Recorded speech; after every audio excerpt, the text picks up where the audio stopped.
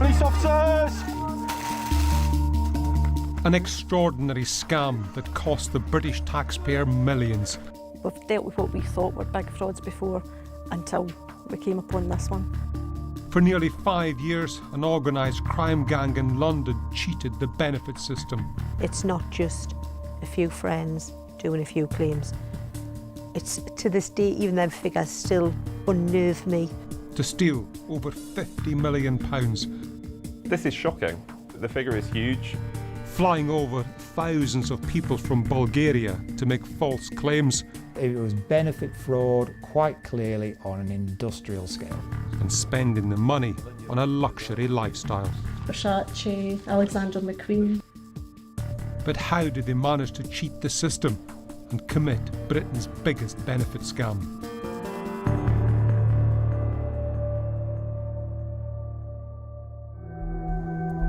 Benefit fraud has soared in recent years.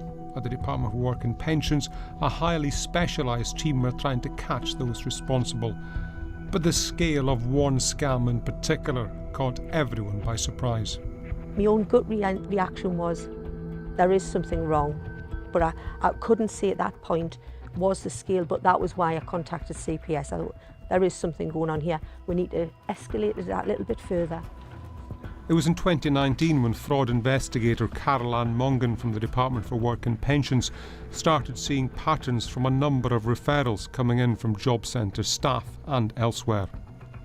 Benefit applications with some similarities were being made, and when the coronavirus pandemic hit, those claims rocketed. We were obviously working during the pandemic and we had other jobs that we had to do urgently to help people, but the referrals were still coming in at a rapid rate. Caroline was and her team were having to deal with that and start to build the case up. I don't think any of us realised just how big it was. We could see it had the makings of, it was a case that was an organised crime gang because of the amount of claims, but nowhere near the size. The claims were all for the main benefit, universal credit. Is there to help support people on either low incomes or people who are currently out of work. Anyone can apply, and the amount that you receive depends on a number of different factors. That includes whether you're in work, how much income you receive if you are in work, but also things like any health conditions that you may have, any other benefits you might be claiming, but also whether or not you have any dependents.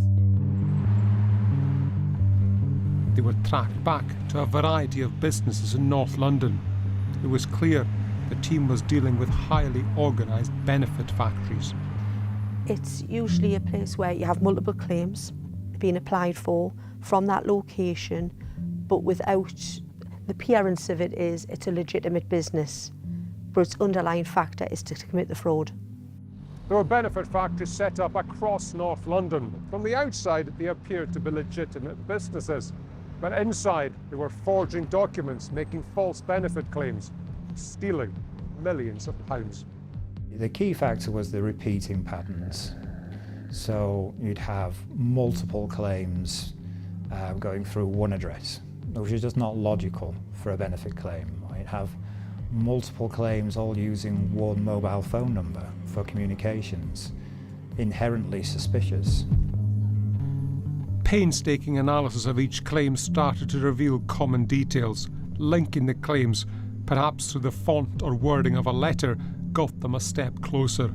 Investigators realised the first fraudulent claim occurred in 2016. Sometimes you had the same address, but you might have a different style tenancy agreement in a different landlord, but you wouldn't know until you've seen them all.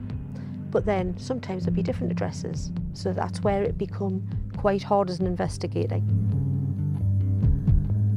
The gang used a variety of forged documents, including fictitious tenancy agreements, counterfeit payslips, and forged letters from landlords, employers, and GPs to bolster their fraudulent claims.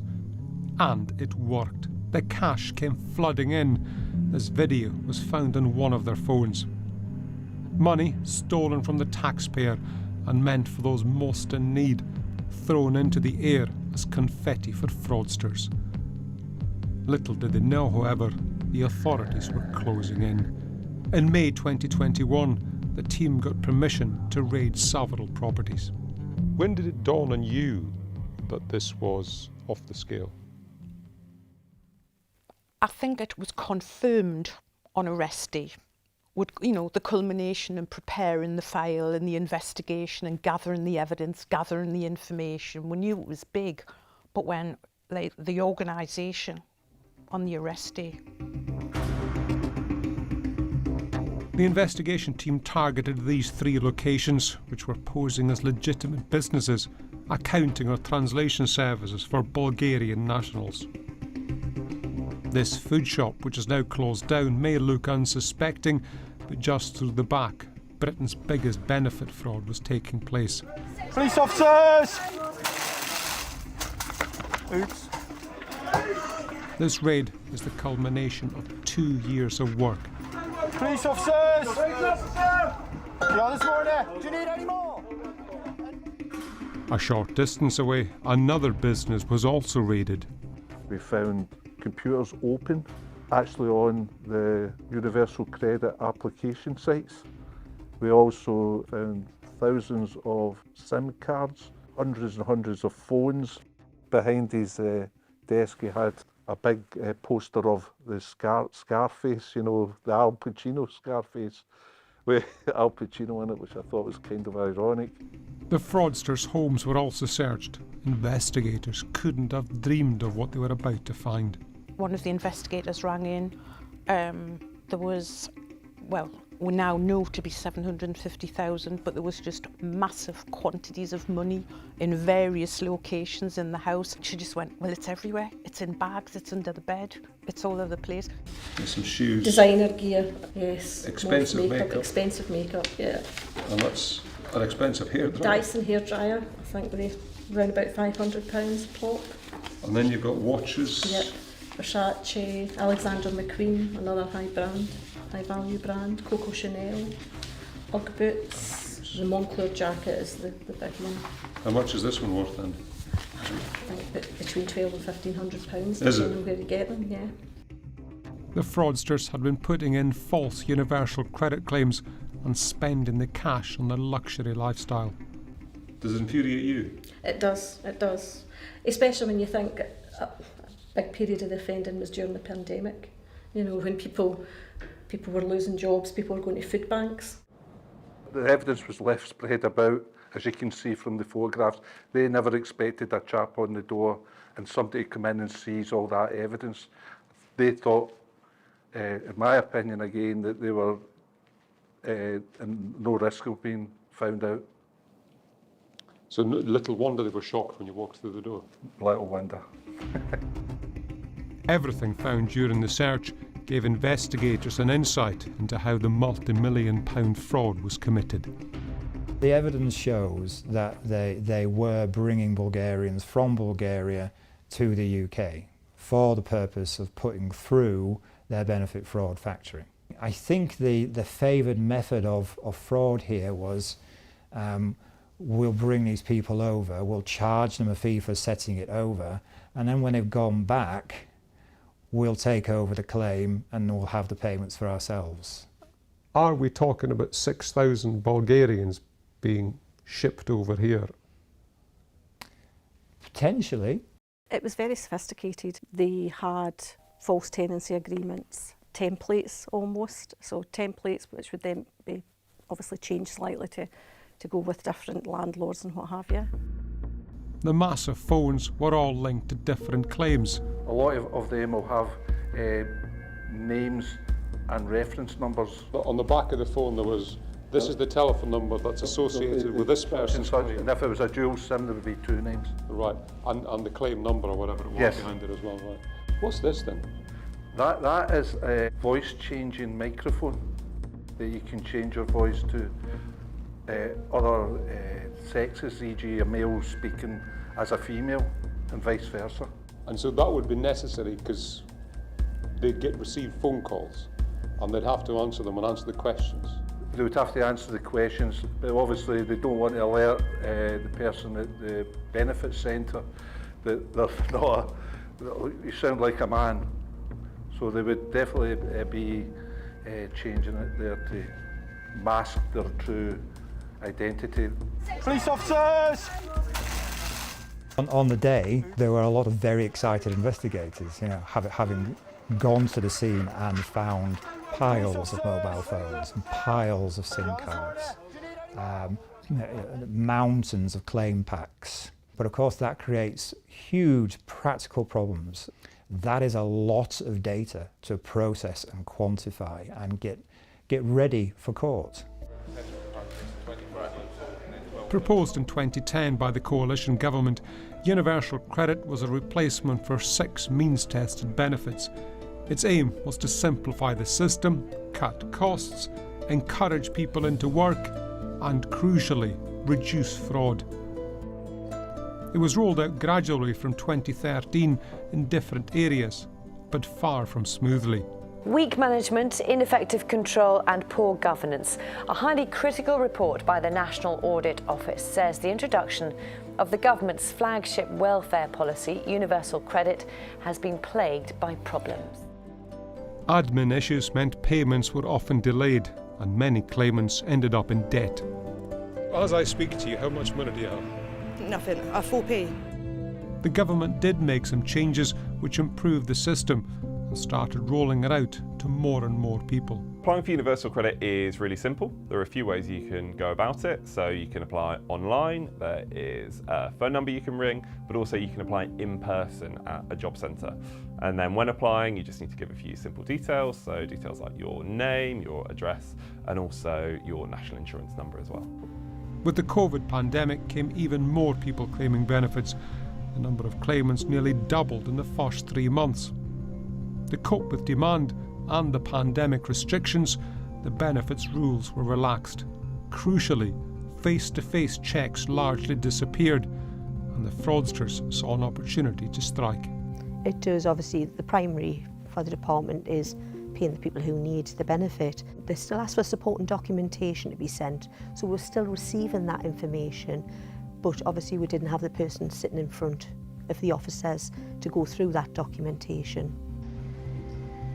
In the first 2 years of the pandemic, £10.2 billion was lost to fraud on universal credit. Following the raids, 5 people were arrested. All were Bulgarian nationals. Ganesh Ali, Galina Nikolova, Patricia Paniva, Stoyan Stoyanov and Svetka Todorova. Ali was clearly a ringleader in the gang. The evolution of the gang begins with Ali. We could see that Ali essentially taught the gang how to operate. Combing through the evidence gave investigators an insight into the role played by each person. Ali posed as a legitimate businessman with flashy videos posted on his company's Facebook page. Our aims as a start are to reach a level where we have a branch in every big country in Europe and also in the big cities in England. Nikolova appeared to have been trained by Ali. She started in his business and then she moved into a business of her own. She took one of Ali's employees, that was Paniva, who migrated from Ali's business to hers, and then Stoyanov also played a smaller role within the gang. So she took Ali's original ideas and she expanded upon them. Galina Nikolova had worked at Antonia Foods. People in the area remember Nikolova working behind the counter in the shop here on the High Street. But their main memory of it is of a woman with striking eyebrows that they were quite friendly with, rather than one of Britain's biggest scammers. When she wasn't working, Nikolova was enjoying a lavish lifestyle, which she documented online. Ornate dresses and visits to a stately home featured on her social media pages. She even struck up a relationship with fellow fraudster Stoyan Stoyanov, with the pair posing pictures of themselves on holiday in Istanbul.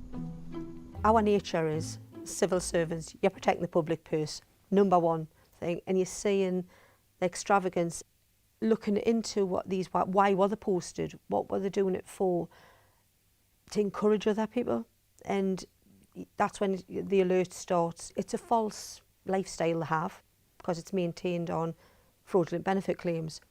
Todorova followed a similar pattern of fraud, but she did it from her own home, so she was not in Ali's business and she was not in Nikolova's business, but the claims that she was working on were linked to the same claims that were running through their businesses, and the way that she was approaching fraud was the same method of fraud. They made 6,000 claims for universal credit between October 2016 and May 2021. Some in their own names, the vast majority on behalf of fellow Bulgarians who were flown over with the sole purpose of committing fraud. They advertise their services online. This post in Bulgarian claims they can help anyone with settled or pre-settled status in the UK with national insurance numbers, tax and bank accounts.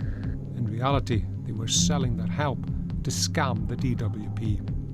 It's not just a few friends doing a few claims. It's, to this day, even them figures still unnerve me. The gang were passing claims between them. They were reviewing claims and saying, okay, this one needs an employment contract, it needs pay slips, it needs a false tenancy in order to support it. You could see that what this gang was doing was they were trying to hit every possible pocket of money on each claim so that each false claim would be returning the maximum amount of money. It was benefit fraud quite clearly on an industrial scale. It's my opinion that it started small and they just got greedy because they found it too easy. With their suspects in custody, it was time to interview the fraudsters they had been chasing for years. Mr. Ali, Ms. Nikolova, Mr. Stoyanov, they were all just trying to cover themselves or going no comment. When Ali was interviewed, one of the things that he did say in interview was that was the reason for the breakup of the business. They weren't honest people, and that's referring to Galina and Patrycja Paniva. And that had caused the fallout, or that was the insinuation in his interview. So his argument would be that all the claims that you can link to me were genuine people using genuine documents, and that the reason he split with them was because they started supplementing the claims with fraudulent documents. Which was absolutely not the case, obviously. But I read the interview transcripts for the defendants and I compared them to the material in front of me, and I found their explanations to be fanciful and fictions, quite frankly. They bore no resemblance to the material that's actually in front of me, which is quite strong. A common theme was they were running legitimate businesses. They were simply helping needy people with their claims to benefit. And if other people were committing fraud, that was nothing to do with them. You go through all the evidence and you start all the analysing again. And then you've also got time limits. You've got to get everything to CPS because they're wanting to know. It's fast paced, it's very fast moving, but you've got to be accurate at the same time. Whilst authorities were trawling through the massive evidence found, the gang members were released under investigation, but 3 of them tried to flee the country. Nikolova tried to apply for a Bulgarian passport under false pretences, and Todorova was stopped at Stansted Airport. A number of the suspects then appeared at airports, some of them with their families, some of them with a large amount of luggage, and we were rapidly presented with a situation of what do you do? You can't let them flee the country. I was giving strong advice, you have to apply for a remand into custody. These defendants are a flight risk. If you let them fly, we may never secure justice against them. So we have to take action, and we have to do it now. The decision was made to charge Todorova and Nikolova. However, Ganesh Ali managed to flee to Plovdiv, the second largest city in Bulgaria. Prosecutors were determined to bring him back. By that point, I knew that Ali was a leading figure in the criminal gang. He was a person of particular interest. The information already suggested that to me. So when I learned that he had managed to flee to Bulgaria, I was frustrated, exasperated. It was really challenging. The first level of court in Bulgaria really struggled with our application. They made several very detailed requests for further information, all of which we responded to, but it took time and took translation. And ultimately they declined our request. They refused to extradite Ali from Bulgaria back to the UK. So we then had to think about appeal procedures in a foreign country. The higher court in Bulgaria agreed and did extradite Ali back to the UK. He was a key player, so it was only right that he was brought back and brought to justice. When he was finally extradited to the UK in 2023, he made a desperate effort to look innocent. After initially denying the offences, all 5 pled guilty to fraud in April 2024 at Wood Green Crown Court. It was a sense of relief when the last one pleaded, because initially it was going to be a very long trial, which we're prepared for. And again, I work for a department which is taxpayers' money, so we've avoided the cost of a trial, and the weight of evidence was obviously significant in those guilty pleas. With the 5 key players caught, it's clear that they weren't the only ones who benefited. Many of the claims were made on behalf of other people. Are there more people linked to this gang that are being prosecuted beyond the 5 that we know about? I don't think I can answer that question at this time. I've worked on some big cases, but nowhere near the scale of this, the complexity of this, and the amount of money and the amount of claims involved with it don't even compare. What we think is particularly cruel about this sort of crime is that, of course, this money is being taken away from those who need it most, but also that has been taken from the taxpayer. Still dumbfounded at the size of it, to be honest, the magnitude of it. I think we've learned a lot from it. I'm pretty confident it won't happen again. There have been lessons learned. Due to that, there's been some changes to our system. Despite the lessons learned, the question remains, how did they manage to fraudulently claim almost £54 million over nearly 5 years? We put this to the DWP, who told us that the complexity of the case, the massive intelligence needed to be worked through, and the need to secure police resources all meant that arrests weren't possible before May 2021. A month after pleading guilty, they were back in court for sentencing. 5 Bulgarian nationals have been sentenced to a total of 25 years in prison after being convicted of the biggest benefit fraud ever in Britain. Galina Nikolova was sent to prison for 8 years. Ganesh Ali got 7 years and 3 months. Stoyan Stoyanov, 4 years. Patricia Paniva got 3 years and 2 months. Svetska Todorova got 3 years. Judge David Arenberg said the gang stole eye-watering sums and that this had been fraud on an industrial level.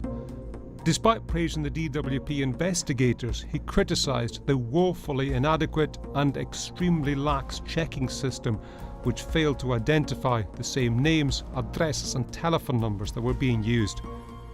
But what happened to all that money?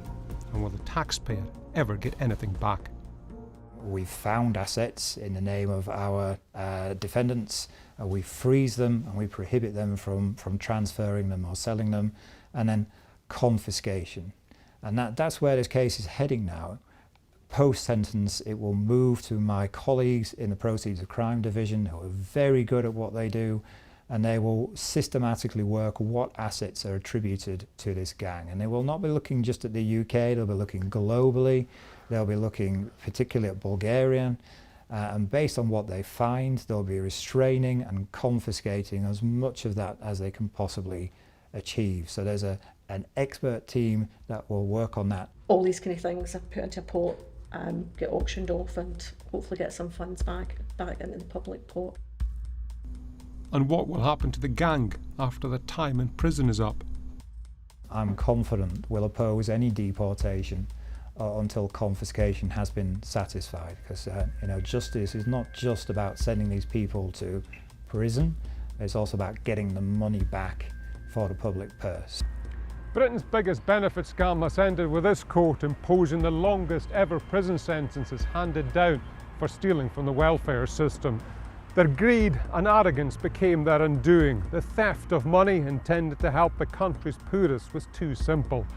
But the ease with which they were able to scam the system raises uncomfortable questions for the Department for Work and Pensions and for you and I, the taxpayer, whose money they ultimately stole.